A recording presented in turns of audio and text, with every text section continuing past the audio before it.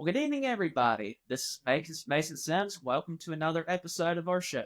Joining us this evening is Mr. Ken Roper. He is the county administrator for our county, Pickens County, and he is actually in a convention with other county administrators in Washington, D.C., so he will be joining us live from there. So, we're basically just going to be asking him some questions about current things that are going on in the county and also his thoughts on the current change in leadership for the county council with Mr. Alex Seda being elected the new chairman about a month ago. And Mr. Ken Roper, he'll also share with us some things that are currently going on in his convention right now. So, hope that everyone's had a great evening so far. And again, my name is Mason Sims, and let's get started. Well, good evening, everybody. Here with me, I have Pickens County Administrator Ken Roper. And Ken, thank you for joining us this evening. Thanks for having me, Mason. I'm excited to talk to you. Absolutely. So you're up in Washington, D.C. right now for a county administrator convention? Yeah, it's the National Association of Counties, which has their convention, and I come to this. I don't come every year because it would be repetitive, but I do come maybe every third year. I come to this one up in D.C., and it's good. You see a lot of people from around the country that are having some of the same issues we're having, and it's also good because folks that are making decisions on the federal level, they educate us about some of the issues they're dealing with federal law. So there's the National Association of Counties that helps us with what's going on in Washington. There's the State Association of Counties that helps us with what's going on in Columbia. So that both are very important tools because we can't keep up with every bill that's being considered, every regulation that's being considered. So it's a good thing for us to be involved in, and I've had a good week here. Yeah, that sounds great. So yeah, I know that I'm introduced you as a county administrator, but just gotta sort of tell us about yourself. Yeah, no, glad to. I'm in a uniquely blessed position to where my office is probably, I don't know, a few football fields from the spot I was born. I was born in Cannon Hospital, the old Cannon Hospital, which is where the courthouse parking lot is now. And so that's Okay. just up the road from county administration. But I was born there. My parents are still living. They're both on up in years, but they're still doing good. They live down in the Flat Rock community where all of my family came from. That's just below Liberty, if you know where that is. Right. And my dad worked for what was Sangamo, what was Schlumberger, what became Cornell Dubalier through the years. He was a maintenance guy, and he supervised a line for a while too. And my mom had 5 kids. So when you have 5 kids, you can't really go to work, but you need to make some money if you got 5 kids. So she couldn't get babysitting for us. So she started taking children in to the house. And so when I was growing up, I would have, uh, 10, 15, 20 kids around at all times and still made a lot of good ties that have lasted me to this day with folks that stayed in Mosell's daycare when I was a kid. I Oh left wow. after I graduated from Liberty High School. I went to Furman University, graduated from Furman, then went on to South Carolina to law school. That's where I met my wife. We had a law practice together for many years. I also worked as a prosecutor for several years with the solicitor's office, and then started working for the county full time in 2016, and have been there ever since. Have been there ever since. Love the work I'm doing. Mason, there are days where I'm gripping the steering wheel. I'm so excited about getting to the office because of the things we're getting to do in Pickens County. Yeah, and I remember we are supposed to do an interview about the time that Helene came through. I'm sure you probably had your hands full of that. Yeah, I went into the office. I didn't have power for 10 days after Helene, but I went into the office 12 straight days during that period because there was just, we as a staff had to pull together and do what we could. That was a trying time, but a rewarding time because I think the county did really well through all of that. Well, that's good. Yeah, my dad, he's still up in North Carolina, not far from the Tennessee line. They're just like Pickens County. They're just not used to that because they don't really have the right equipment made for that sort of thing. That's right. We're not built to handle hurricanes hitting the mountains. We're just not made for that. So we learned a lot of lessons back there in September and early October. Yeah, so hopefully that doesn't happen this coming year because I'm sure you're probably still doing a lot of work right now with the. Still some cleanup going on, although I think about 99% of it is complete. If you hear of people that still have brush that hasn't been picked up from Helene, please send me a message about that. Call our Roads and Bridges Department. reach out to us on social media, because we can make those contractors come back one last time to try to get that. If they don't, if they just never get it, then us as a county, we're going to still come and get it. But we're taking responsibility for that debris on the roadsides. Sounds great. Yeah, I appreciate you saying that. I'm sure that's good information that people, especially the residents of Pickens County, would like to hear. Right. Yeah. So the other thing I mentioned, so you're the vice chair in the, I forgot what convention is it that you're in So again? it's the Resilient Counties Advisory Board. It's an advisory board that helps NACO, helps the National Association of Counties, come up with best practices and to provide training on disaster preparedness, and in also having a community that is resilient to natural disasters. And I can tell you one a good example of resilience here in Pickens County that just happened. You know, the fire that was on 6 Mile Mountain here a few days ago. That fire took out what would have been our only backup, our only repeater that allowed all of our emergency personnel, our deputies, our firemen, all of them to talk on their handheld radios. That fire went over the crest of the mountain and damaged that facility and took it offline. Now, just a few years ago, that would have meant that that whole part of the county didn't have that that handheld radio capability.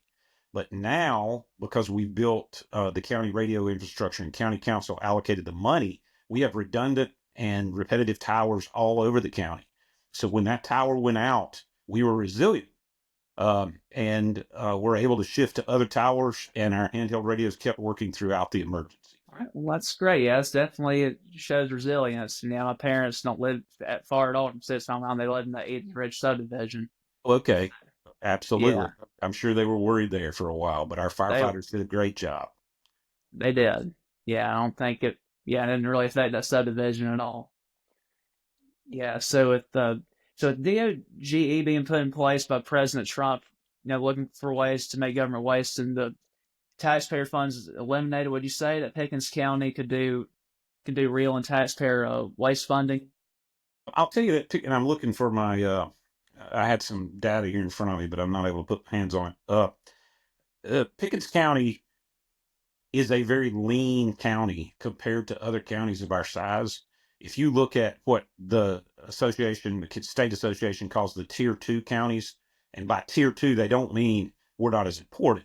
They just mean our population is between 100,000 and 200,000, as opposed to the tier ones who are the Greenvilles, the Spartanburgs, the Richlands, the Charlestons. Those are the tier one counties.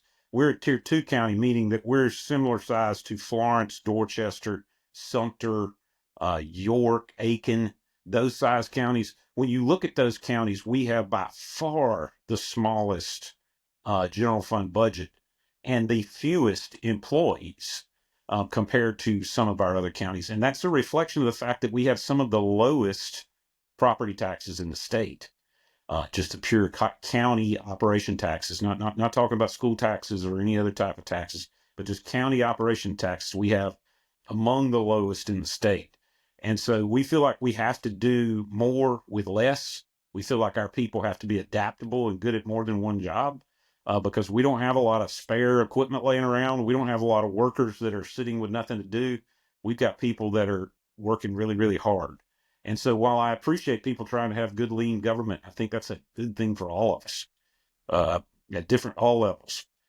Pickens County, we are one of the smallest, particularly by staff and by budget of any county our size. Right. Yeah, and with the growth happening countywide, would you say that we're able to, control that at the moment?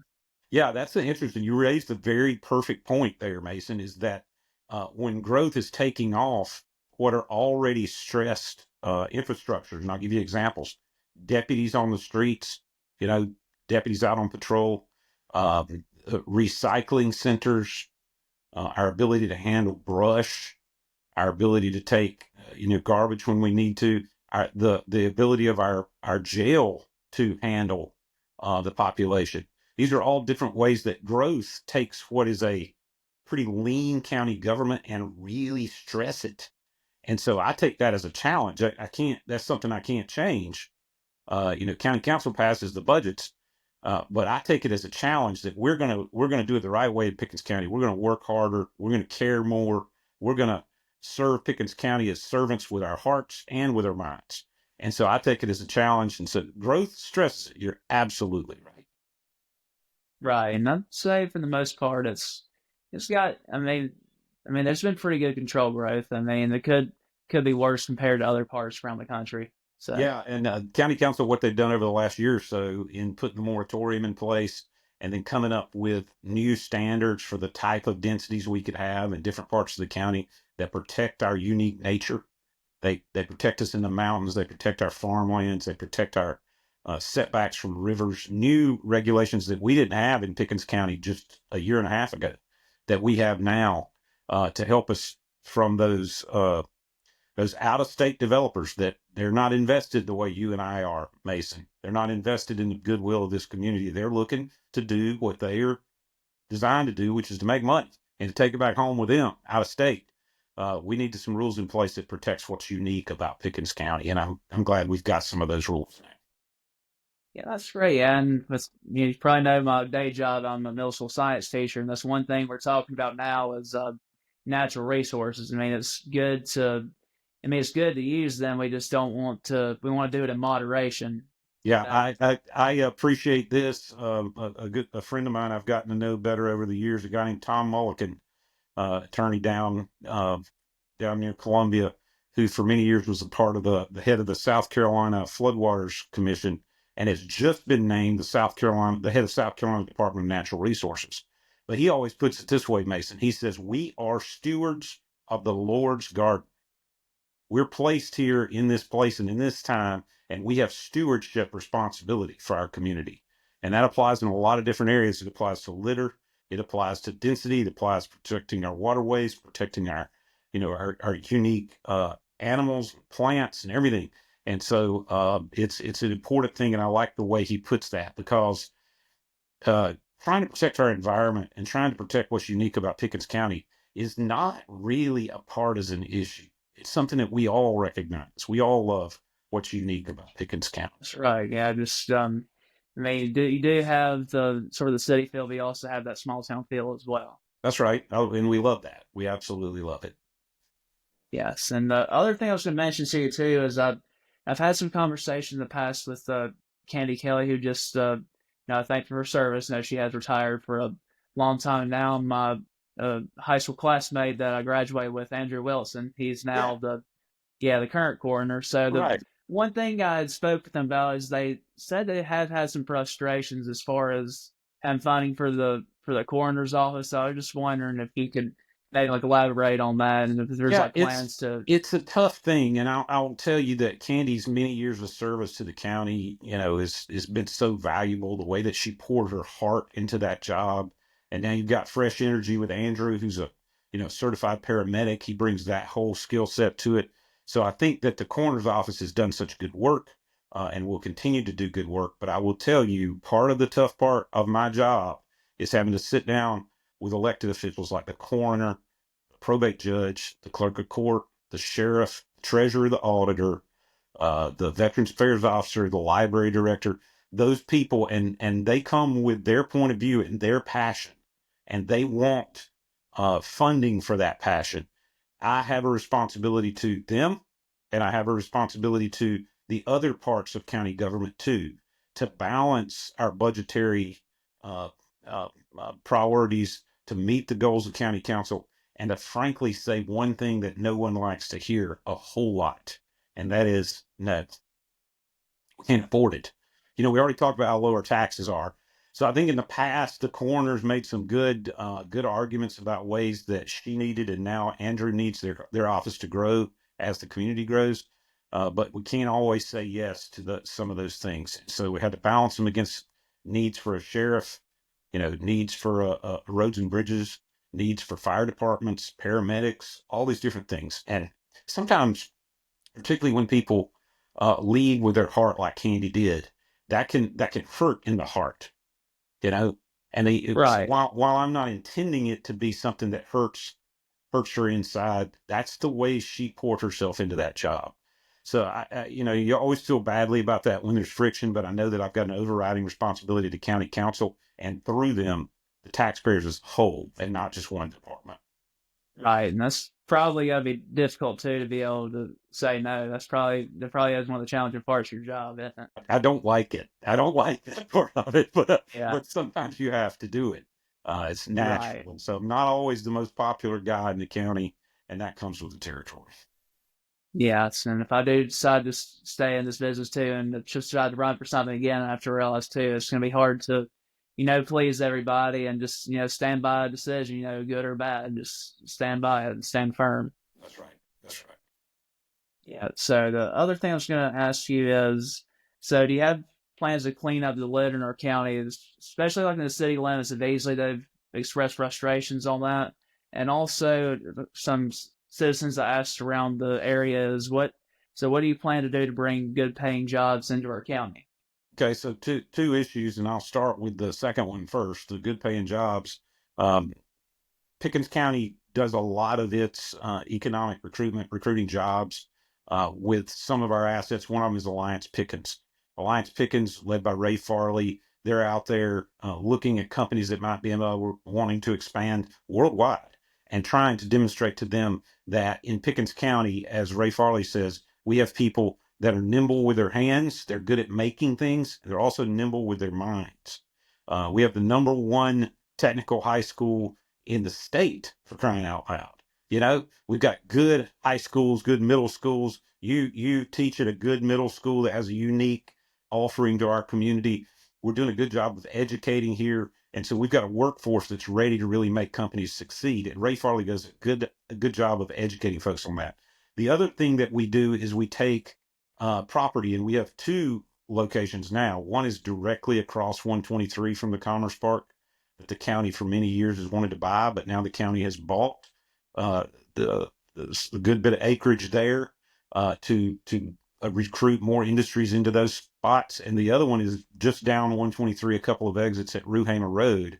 The county's bought um, another piece of property there where we try to get it ready, what Ray calls pad ready, so it's ready for an industry to come and locate on it. And an example of that tactic is just last year when we announced that FN America, one of the number one makers of military uh, handguns, that their precision instruments would be made here in Liberty, South Carolina, at our Commerce Park. So we're doing a lot of those sorts of things and having some success.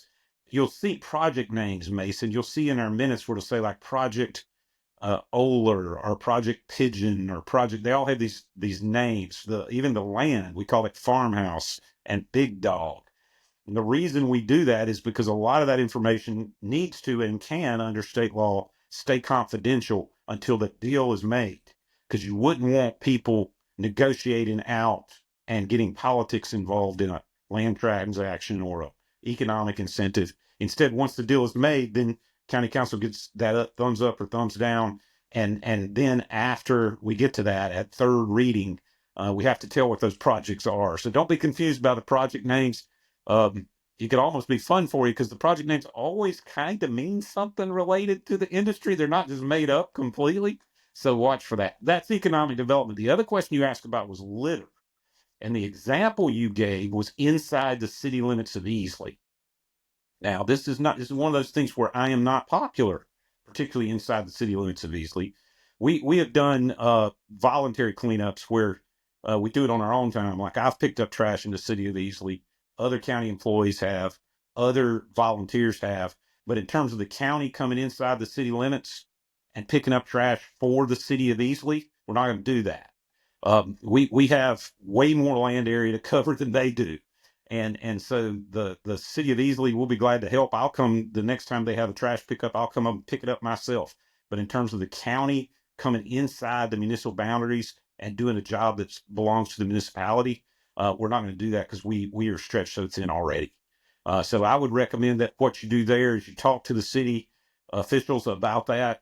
You volunteer, you reach out to me, and I'll volunteer, and we'll do what we can. But related to that, outside the city limits, is what we're doing. We have just this past week, for the first time ever, we have two litter enforcement officers who have their certifications from the state Criminal Justice Academy. So they can actually write tickets that go to big court. They can actually do things that police officers can do. Um, and we're being more active with litter enforcement out in the county. And then also we're doing through what we call our Public Employee Service Corps, which is people that feel the call for public service that work for the county or a city or the school district or whoever. We have projects that they can do on their own time, like deliver for Meals on Wheels or help people that might not have, be able to clean their yard up, or we do a lot of litter pickups. And so that's something we're very proud of, the Public Employee Service Corps, where we are doing that on our own free time. That's not something we're being paid for. Related to that, Mason, and I don't want to completely take up a bunch of time, but people are always saying, why don't you put the inmates to work out there picking up trash? We used to do that. Well, you're right. We did used to do that. We used to have the place out off of Shady Grove Road called the Stockade. And that stockade held people that had been sentenced. They had been to court, they'd been through the process, they'd been convicted and sentenced to time. Those people, you could work them out picking up trash or putting in pipes or doing jobs at the landfill. You could work those people because that's the way the law works. But when we opened the new jail that we have now, to keep from raising taxes, keep coming back to that, right? We didn't want to raise taxes to put a whole bunch of new employees in that jail. It was bigger. It needed more people. So the solution that came up with back in that time was that we would close the stockade, not keep our sentenced inmates here, but send them to the Department of Corrections and take those guards from the old stockade and combine them with the jail staff so that we could then run the jail up to state standards. But what that meant was the people in our jail, not the stockade, but the jail, those people haven't been to court yet. 99% of them hadn't been to court.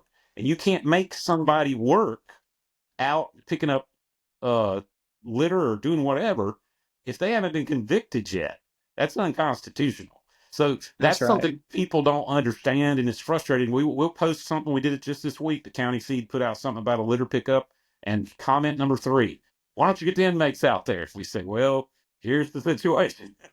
So we just have to keep explaining that. We can do a few things with the few number of inmates we have. You'll see them cutting grass at the jail. You'll see them every once in a while at the landfill. There's a few things we have enough inmates to do, but the big numbers we used to have, we just don't have them anymore.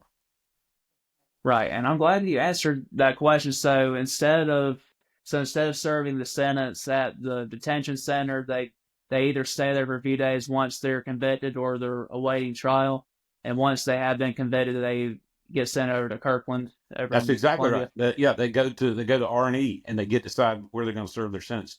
They don't stay here. And honestly, our stockade, we only kept like family court bench warrants, people that were not paying child support or something and got sentenced time, or people who are sentenced to less than a year. That was what our stockade mostly was, but we don't have that anymore. And so anytime somebody asks that, I have to kind of take a breath, explain it again, because it's not easy to understand from the outside looking in. I get it. It is, yeah. And one thing I've noticed too is that a lot of elected officials, they do have their contact information there, and I've spoken with, and they say only like a few people have reached out to them a year, and I just wonder, like, when they get upset with somebody, and like, well, have you tried contacting them? Like, Yeah. No, I haven't. What I always tell people is, I'm like, give me a shot, man. Give me a shot to fix it. A lot of people will call a county council member, or they'll call a member of the state delegation, one of our state senators or something, and they'll call me. That's the first thing to do is, if it's a county issue, they'll call me and say, hey, why haven't you helped this guy? I'm like, well, because I never heard from him. I'd love to help him. Right. Give me a shot, So do encourage people to do that. It's literally what I'm here for.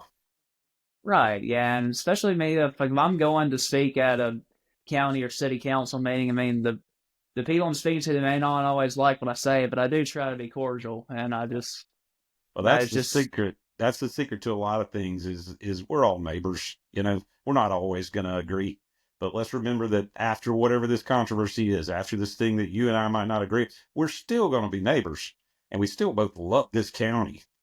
So let's try to go back to that. absolutely, I agree 100% on that. And the other thing is, with the change in leadership now with Alex Sada as the current chairman, do you anticipate different things happening with the county council as far as things being voted on and passed? Yeah, it's been interesting, and county councils. I've had the benefit of my years outside when I represented the county council in my private law practice, and then when I came in to see some changeover in county council members and see that over and over and over again. Um, they all have a unique personality. They all have a unique way they want to do something. And you have to think about it this way. That's the way it should be. The voters, each of them represents 1/6 of the county by population. And their constituents, that 1/6, said that's the person we want representing us. And so while I may not have, my personality may not be perfectly aligned with the personality of council member X or Y, it doesn't matter. That Right. I believe in the system. I respect the office. Somebody gets elected to that office, they're speaking for 1/6 of the population of the county that I love with my whole heart. And so I respect that, and I try to uh, give them the opportunity to express that view that they've been sent to county council to express. Um, and so when you see council leadership change over like it did just this past January 1, it went from Chairman Bowers to Chairman Seda and Vice Chairman Costner to Chairman Wallace. When that change happens, the personality does change. My job in that circumstance is to keep the good work and the good morale of staff going, but also implement the vision of those elected officials. That's my job, is to bridge that gap where I can. And it's a challenge, but it's also a lot of fun. I will tell you, I've noticed with Chairman Seda that he likes to concentrate on one or two issues and have a meeting and try to solve it and move on. And so he really does focus that way. Where in the past, I feel like Mr. Bowers, he liked to really wrap his arms around like several issues, and move forward that way. I'm not saying one's better than the other because I've enjoyed working with both gentlemen as chairman. But I have noticed there's a difference. There's a pace on a few issues with Mr. Seda, whereas there was a different pace on a wide range of issues with Mr. Bowers. So it's going to be interesting to see, and it's ultimately not up to me, um, um, other than just I get one vote like everybody else, right? Right. And I guess I'm in Mr. Lawless's district, but it's interesting to see. It has been a different pace, a different focus, and it's my job to adapt to that. And so it's part of the challenge of the job, and I'm looking forward to it. 2 months in, I would say that uh, I have enjoyed working with the new leadership. I enjoyed working with the old leadership. It's just it's different, and it's fun to adapt and prove my own resilience, and my ability to really demonstrate how much I believe in this system. Yes, and I wish a lot of people thought like that. Just seeing like what's going on in DC, how divided it is. I mean, it shouldn't be that way. I mean, you're gonna work with people you don't necessarily agree with, but you I'll can't tell you just that there's a speech going on here tonight, Mason, in DC. I don't know if you've heard about it, but there's a State of the speech being Union. given, yeah, right down the road from me, a couple of miles down the road. And I met today with Sherry Biggs, our congressional representative, Sherry Biggs, and her couple of members of her staff. Got to meet with them today, and they were very nice and very cordial. I got to sit with them for 15 or 20 minutes and talk about issues that were important to Pickens County, at that level. I won't say that I had the same experience yesterday when I went to Senator Graham's office. It was more, here's your hat, what's your hurry? And I don't have a political opinion on this. I'm not allowed to, but I can just tell you what I experienced is that Sherry Biggs' office was very generous with her time, particularly in light of the speech that was going on tonight. But as I walked into the House office building, there were protesters and counter protesters, people with this kind of sign and people with that kind of sign, and a whole lot of people spun up about tonight. I'm going to sit in my hotel room. I've got a box of Planters nuts, and I'm going to eat my nuts and watch my Planters mixed nuts and watch the speech, because it's part of our tradition as Americans, and stay away from a lot of that foolishness. Right. I just, regardless of who's in office, I feel like you need to respect the man in uniform. I mean, I didn't go on there like I didn't necessarily agree with like Obama or Biden, but I didn't go on there to say like hateful, horrible things about him. They're the Yeah, ones in office. I believe it on the county level. I believe it on the state level. I believe it on the national level that the people that offer themselves for these positions, I don't know their hearts. I don't know what their motivations are. I don't know whether they're good people, whether they're bad people, but I love our system and I love our country. And so I'm going to put my beliefs about politician X or politician Y to the side and say this system is going to win. Mason, I had an opportunity, I had a couple hours this morning, and I walked um, down from where I'm staying. I was able to walk down this morning early and walk all the way down. It was, I guess, a little over 3 miles from where I am, and walk into my favorite monument, which is not the one everybody says, but the Jefferson Memorial. And I was able to walk down in the Jefferson Memorial, and I don't have it in front of me. I wish I did. Uh, but he says it's inscribed his words around the top of the dome in there at the Jefferson Memorial. I don't know if you've ever seen it, but it says, I have sworn an oath before God to resist every form of tyranny of the mind of man. That's what's inscribed around the inside of the dome. And I can't help but feel inspired by that.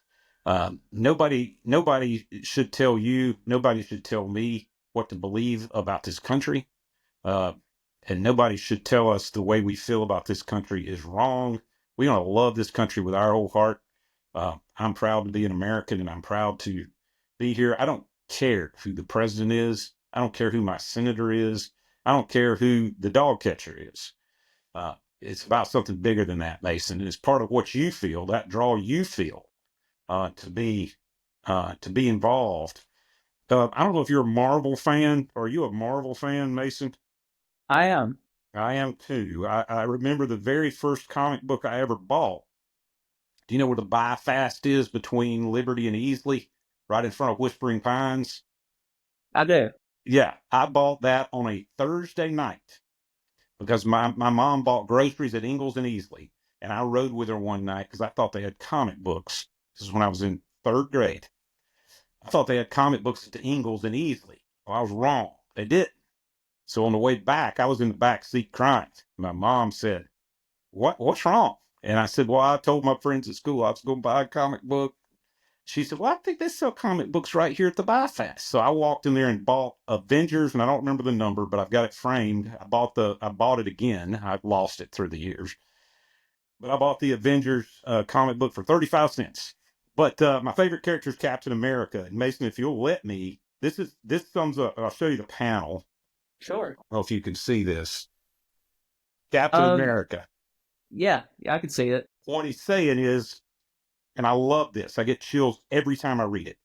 Doesn't matter what the press says. Doesn't matter what the politicians or the mob say. Doesn't matter if the whole country decides that something is wrong, it's now right. This nation was founded on one principle above all else, the requirement that we stand up for what we believe, no matter the odds or the consequences. When the mob and the press and the whole world tell you to move, your job is to plant yourself like a tree beside the river of truth and tell the whole world, no, you move. I love that. That's a great quote. Yeah. I'll have to make sure I listen to this recording and Well, and so write it look that down. up. Captain America saying that. I've got this picture on my phone to refer to sometimes.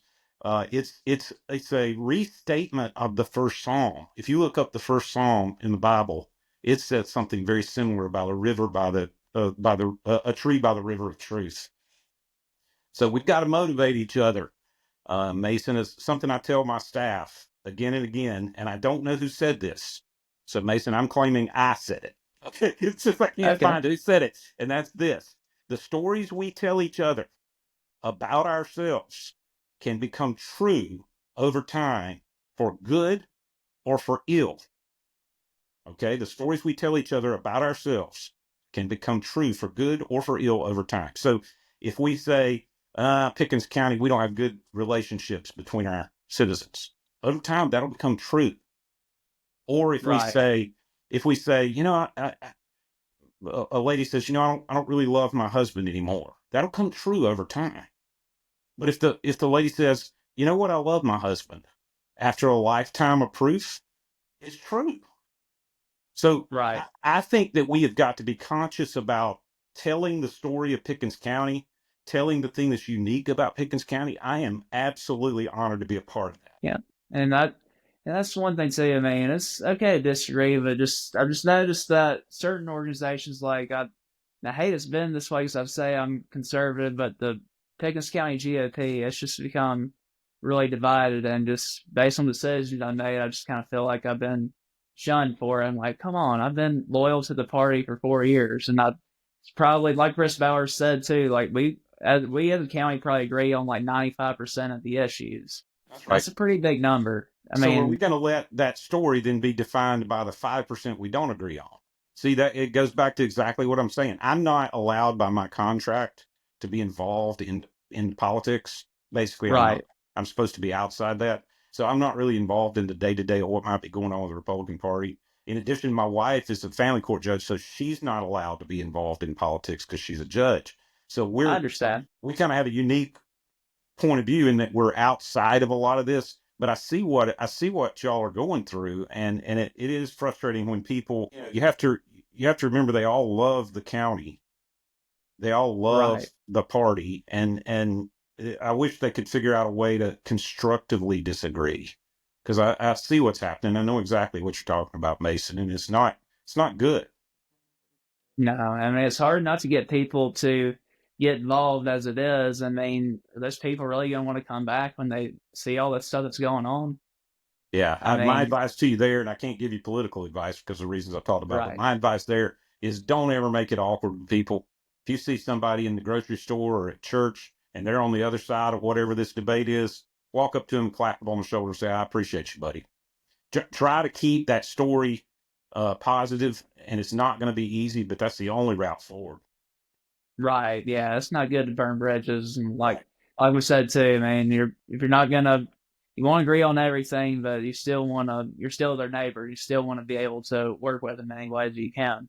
Right, right. And when we all fall short of that, I fall short of that, and I can get petty and vindictive. And you know what? You got to forgive yourself. You got to forgive the other person. Got to recognize we're all human. Let's try to move forward.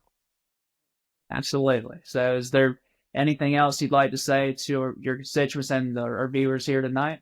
Well, I would say just very quickly, a big thing happened last night. I don't know if you heard the fireworks and the explosions and the celebration, but a big thing happened last night, and that was County Council agreed to sign a lease to operate Warpath Landing for Duke Energy.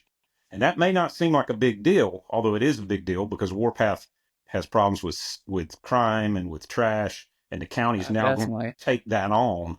But in addition, my passion project, something I learned about when I was in fifth grade, going to Forest Acres Elementary at the time for a gifted and talented program that I was in. Um, uh, I learned about Fort Prince George and how there was a Pickens County, Oconee County, this part of the country was on the front lines of a world war, the French and Indian War. And that a lot of our revolutionary heroes served tours of duty in a fort here in the upstate that is now under the site of which is under Lake Huey. And so you're going to hear me over the coming weeks and months out there talking about let's rebuild that fort, let's rebuild it at Warpath Landing, and let's raise some money to do that. And I'm really excited about that. I think that's one of the stories that we need to be telling each other, Mason. People wonder why is 6 Mile called 6 Mile? Why is Mile Creek Park called Mile Creek? Why do we have 12 Mile and 18 Mile? That was the why do we have a town called 96? That was the distance along the Cherokee trading path to get to this fort. That's where the numbers come from. So the people in 1755 knew how far it was. They'd be like, okay, we just passed the community of 96. We got 96 more miles to go to get to Fort Prince George and Kiowa Town. So this part of our history is one that I think is slipping away, and I'm not going to stand for it. I want to tell the story. So I know I'm probably making you run a little bit long, but you're going to hear that That's more okay. and more and more and more. I'm very excited because that's something unique about us.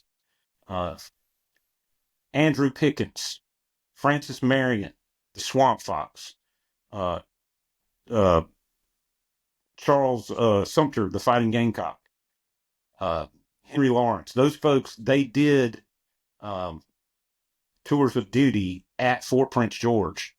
That was the training ground for the Patriots that overthrew the British in 1776, and we need to take pride in that. So I'm very excited about that, and I want our part of the country, our part of this state, to have its rightful place in American history. So with Duke Energy now getting involved with Warpath Landing, will that help with the crime? Because that's one reason. My parents live 6 miles, and I like to kayak, so I do like to go around to Lake Healy and some of those boat landings. So it would be good if it does help with crime. That's one thing. Yeah, sorry, I dropped my that's phone. Okay. You got me so excited, Mason, that I dropped the phone. No, I'll tell you, with Duke, they had a contractor that checked Warpath every now and then. But now that they're renting it to the county, we will have people going by there, daily, making sure the trash is picked up. So we're really excited about it. We think that we've proven what we did at Long Shoals, what we did at the Grand Overlook, that we can make things safer for the public. And we're excited about our Mile Creek staff will now be flexing over to Warpath once that starts here, July 1st. And you'll see new signage going up, new construction starting in the fall for bathrooms and lighting and things like that. So we really think we're going to upgrade Warpath and make it a place you'll be proud of. Well, that's great. Yeah, because I do like to at least go camping one night on my kayak. And that's one of the thing I've been hesitant to just leave my car there every night, just hearing stories and knowing what's happened over there. Yeah, we're gonna get it right for you. We're gonna work hard. Well, that sounds great. Well, Mr. Roper, I certainly appreciate you being on this evening, and I hope you have a good rest of your time in DC and your convention. Yes, thank you, Mason. Keep up the good work. This community is not going to get better without you and people like you. So I appreciate what you're doing. Absolutely, I certainly appreciate it, and I hope you enjoy watching the State of the Union address tonight. That concludes our show for this evening. If you have not already, please feel free to click, like, share, and subscribe on our YouTube channel for future updates, and also follow our Facebook page as well. I hope that everyone has had a great evening, and actually tomorrow I'll be interviewing Miss Kelsey Crooks. She is on the Planning Commission representing District 5 for Pickens County, and she is going to share her thoughts on the current UDO that is going on in the city limits of Easley, and also describe her role in the Planning Commission as well. Again, I hope everyone has had a great evening, and stay safe out there. Good night to all, and God bless America. Thank you.